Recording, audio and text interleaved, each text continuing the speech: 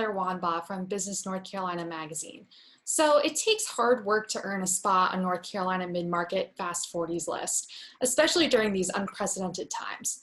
So we decided to bring together leaders from several past Fast 40 companies to discuss how their companies are coping during the pandemic, how they're sustaining growth, and other topics such as challenges they're facing and what they need to continue to grow, and what can their successes tell us about the state's economy and where it's headed. This was a really great conversation.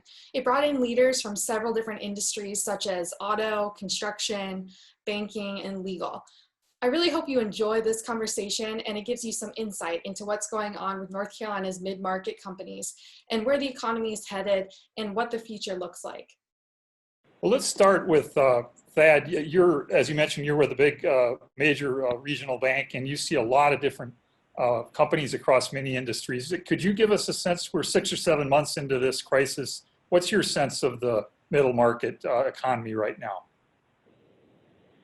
Yeah, it's across the board. I mean, I think, right now, I think folks are feeling like they're getting to the quote new normal. I think are attempting to get to that. I think they're still a little nebulous about what that exactly is. We are still seeing clients.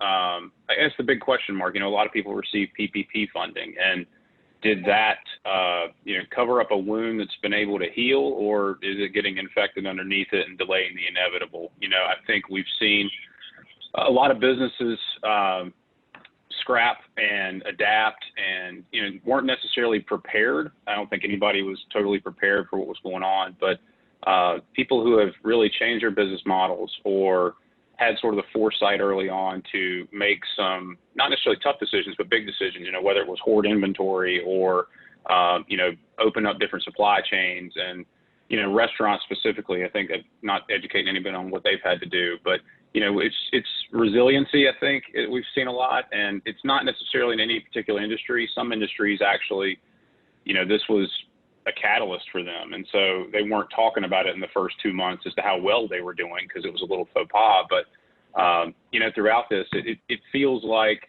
2021 is a little bit of an unknown, but folks seem a little optimistic or at least prepared for that. John, you mentioned your wide sweep at Cherry BEKAERT. Is there anything about North Carolina, anything particular that you're seeing that makes us stand out at all, positive or negative in terms of the response to COVID-19? Somewhat, just in the last month, Governor Cooper announced an additional stimulus payment that's going out to families that have children under the age of 17 or had them in 2019, a $335 payment that's been going out or will be going out here later this year. And just as Thad mentioned, the PPP program, our local community banks here in the state, I think, have done a really good job in comparison to some others, across the country in getting information out to their customers regarding opportunities, whether it be the PPP loan or through HHS for the Provider Relief Fund. And working with them both in getting the applications in and now trying to get as much information out as far as how do you go about the forgiveness process. So you think the commercial banks in the state have really kind of distinguished themselves versus maybe the largest banks, or? Well, including the larger, just the clients that we're seeing here, I'm getting a lot less questions from the banking industry regarding the kind of unknowns as the government has changed the process, as you see where it went from 8 weeks to 24, as some of the criteria have changed regarding some uncertainty around the forgiveness process. The communication here in North Carolina has been really good from the banking community with the clients that we've spoken with, that has produced some of the questions that have been coming through to us as a CPA firm. Well, and Joseph, your Warden Smith is a very big transactions law firm, and I wondered, is that kind of shut down in the last 6-8 months, or what have you seen in terms of M&A and companies wanting to recapitalize and other efforts? Yeah, so that's a great question. One thing I didn't allude to is I do principally M&A and securities type work as well. That's the main focus at Warden Smith for me. And so, we were roaring hot, I would say, all the way through middle of March. I mean, it was one of those things where private equity money was funneling into the state, and we couldn't keep up with the amount of deals that were going on. And then when March 15th hit, and then we kind of had the lockdown, everything stopped. I mean, we were seeing money come in from places like Canada, from China, and the like. And so a lot of that money and a lot of the investor opportunity to come in and look at companies just kind of came to a screeching halt. What I would say is during kind of the period from March to maybe the reopening sometime in May, June type timeframe, there was a lot of activity when businesses kind of getting their businesses ready for sale. It's kind of like, hey, we've got some time to breathe. We've been running so hard. Let's take this as an opportunity to kind of prep and get ready. And honestly, when July came around and in the last couple months, the activities really picked up. We're really starting to see a lot of companies get interested. We were concerned that valuations were going to be depressed, and there was going to be a lot of uncertainty as to how they were going to look at a company as far as from an acquisition standpoint, because, you know, working capital has been, you know, obviously probably taking a huge hit. You're seeing PPP loans on it that haven't been forgiven. We don't know if they're going to be forgiven. And so we were concerned to see how many of those things would interact and impact. But honestly, over the last few months, it's been a positive. It's been positive to see good signs of M&A activity picking up, and it's not first quarter type M&A activity, but it's certainly coming back to an optimistic level. So you're not seeing a lot of fear-driven fire sales? We are seeing some, but I wouldn't say that's the overwhelming majority. I would say that private equity, as a lot of us probably know, is sitting on piles of money, and they have to deploy it. That's part of their responsibility to their investors, and for them to look, you know, obviously to maintain their fund. And so we're seeing that, and we're seeing valuations maybe take a little bit of a dive, but a little bit of a dip, but it's nothing crazy. We are seeing a lot of what I would say strategic opportunities, where people are seeing an opportunity to maybe team up with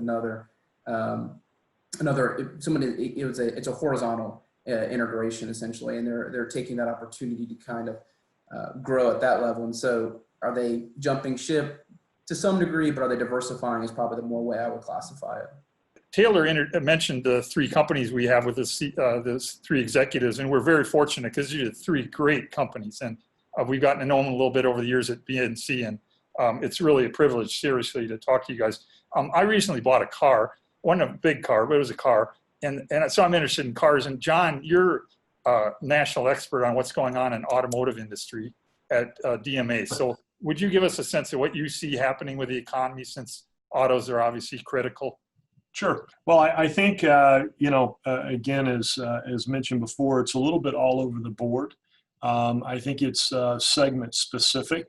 We're certainly seeing at what we call the big box retail for DIY has been an explosion. Internet sales have taken off. There's definitely what we're characterizing as a shift in consumer purchase behavior. And I call it a shift. It's not a slide. A slide will move back. A shift is a permanent move. And there is a large portion of business that has now shifted to the e-com sector of the business, and that's going to remain there. I think our industry experts are looking at that very, very closely. So where we've had segments of our industry that has had a very difficult time, companies that have been in support of the big box retailers or doing internet fulfillment business have actually had surprisingly fantastic years. Their numbers are up, they're over budget, they're doing quite well. We're fortunate to be kind of in that bucket, if you will. Companies that participate on the OE side of the automotive sector, they've been decimated, obviously. When the OEs decided to shut down production, that took a whack. Now that they've decided to turn it back on, they're getting hit again. They can't get their supply chains back up to speed very quickly. They've sold through their new car inventory. They're starting to run out of new car inventory, believe it or not, and they're having a hard time. Used car prices have really dramatically rose. So you've seen a lot of used car sales, believe it or not, during this this period. Carvana and the folks that are actually out there in the e-commerce space selling cars have been doing fantastic. It's kind of like Zoom, you know. I don't think they could have, you know, the pandemic has been fantastic for Zoom, right? So, you know, so there's folks within our industry that have done quite well, and yet there's still pieces of our business that are doing rather poorly. Where the biggest impact in the automotive side is on the smaller regional parts guys and or repair operations. We've seen a significant number of garages go out of business. And so, you know, I think when you drive through the rural cities of North and South Carolina, you know, it's you're going to see garages that were open 6 months ago and we're servicing vehicles that are closed, and they're not coming back. Maybe they were already on the borderline financially to begin with, and this has put them kind of over the edge, so to speak. We've also had a number of people that are in that, quote, retirement age, didn't have great succession plans in place. And with this pandemic, they've sort of came to the conclusion that they don't have the timeline to ride it out or wait to it to come back to the new normal, if you will. So they've made the decision to go ahead and call it quits early. So we've lost business, we've lost opportunity as well, no doubt. So that's a little bit of what's going on in our business in sort of our sector. Were you poised for this change, and how have you adapted to it? Well, no, I wouldn't say we were poised for the change. Our business was already in the e-com and in the big box retail world. It's about 65% of what we do. So from that standpoint, I guess you would say we were poised. But even within those markets, you know, their sales take off. We had supply chain issues, right? So a lot of our product, most of our product comes in from offshore. So we, our emphasis very early on was trying to get our supply chain stabilized. And then right as we got the supply chain stabilized, then we had our outbreak here in the US, and everything kind of went, you know, black for about 30 days. You know, everything just went to ground zero. So we had to come through that. So yeah, we've had our challenges. I won't sit here and say, you know, we were fully prepared or poised to do it. It's been a challenge, no doubt. Greg, it's hard to build a building through the internet, but Omega has a you know, fascinating history. How do you view the construction market? I hope you're in industrial some. We are, and that's where we're blessed being there. And we were not prepared in the sense that we were consciously prepared for what happened, but in honesty, we've been blessed to have made some good decisions in the past about diversification that are working out really well now. And like John said, the impact on the construction industry varies by the market type. If you're doing a lot of university work and public work, you know, it's things have slowed down. Office work, that kind of stuff. Medical work, that kind of stuff slowed down, and hospitality's slowed way down. Now, we have done a lot of hospitality in the past, but that's a piece of our business. We've always tried to consciously not over focus on any market when it's hot. And we do industrial distribution, and thank goodness we've built our resume and reputation that over the last couple of years. Now it's paying off. We also do a lot of retail. When I say retail, we would do the big boxes if they were there. There's just not many of them.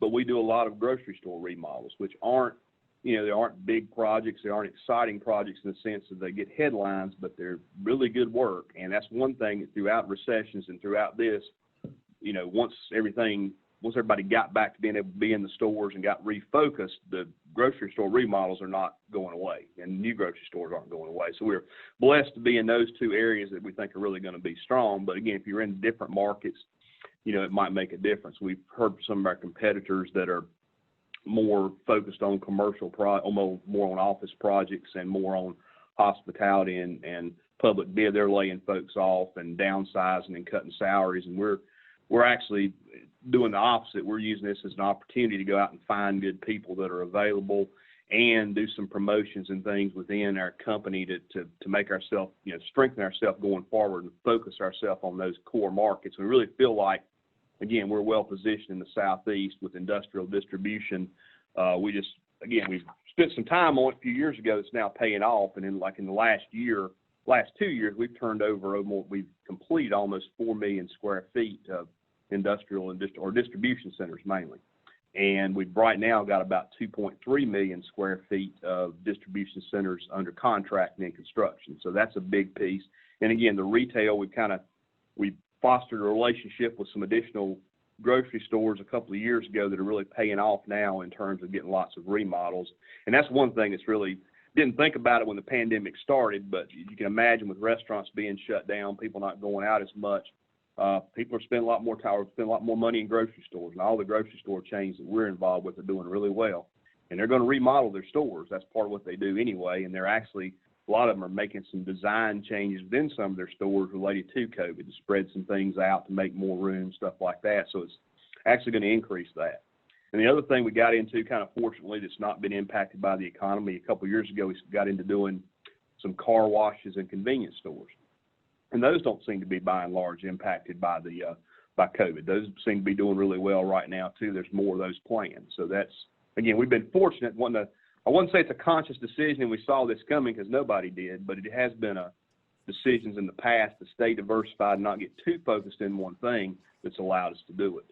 And, working remotely for us, obviously with construction, you don't work remotely. You have, in every state we were in, which we were primarily, when COVID started, we were primarily North Carolina, South Carolina, and Georgia where our projects were located. We remained considered essential in those areas. So we had initially about 15% of our projects that were put on hold when things first started. And in the end, we're going to lose about 6% of our backlog that was either permanently put on hold or pushed to next year or actually canceled. Most of that was hospitality projects, hotels and things.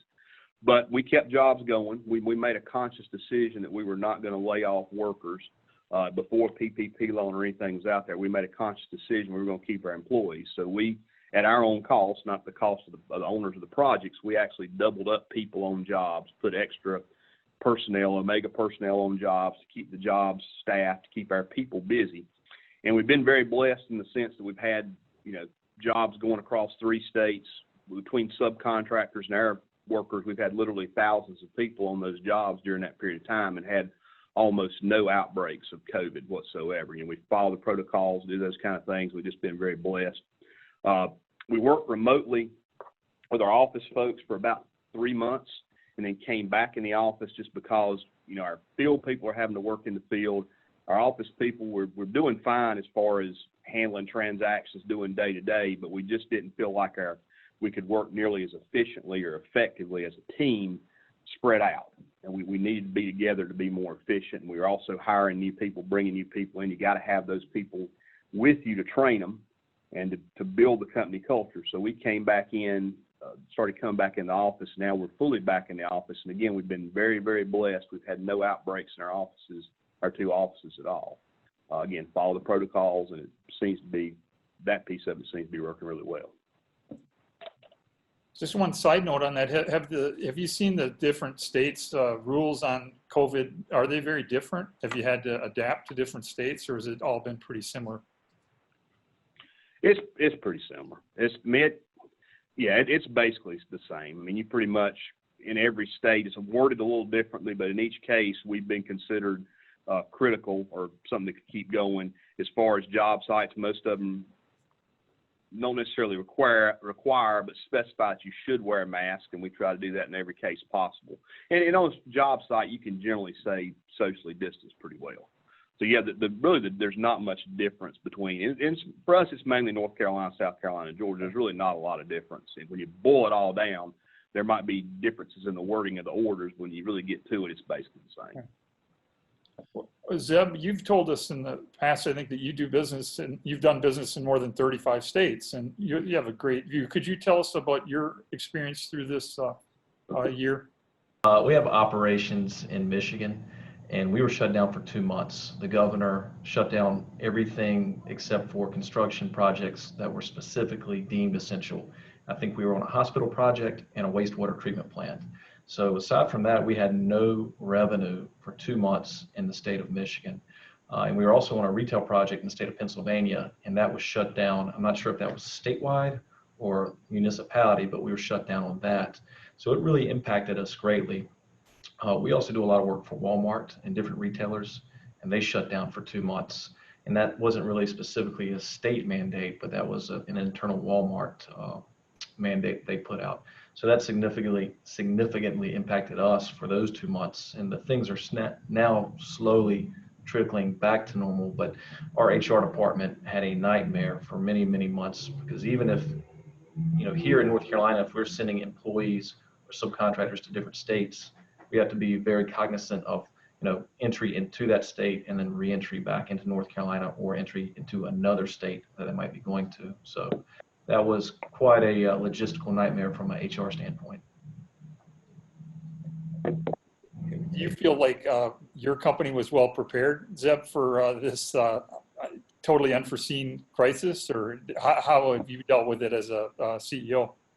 For us, if you look at our G&A expenses, our general and administrative expenses, our burn rate, so basically any of our costs that are not directly or indirectly associated with project costs, we're about $550,000 a month.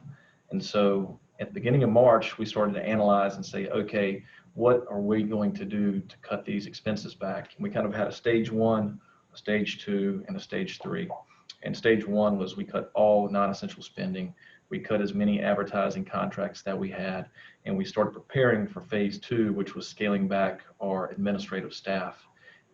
We got some PPP funding, which allowed us to keep our staff at full capacity for about a month.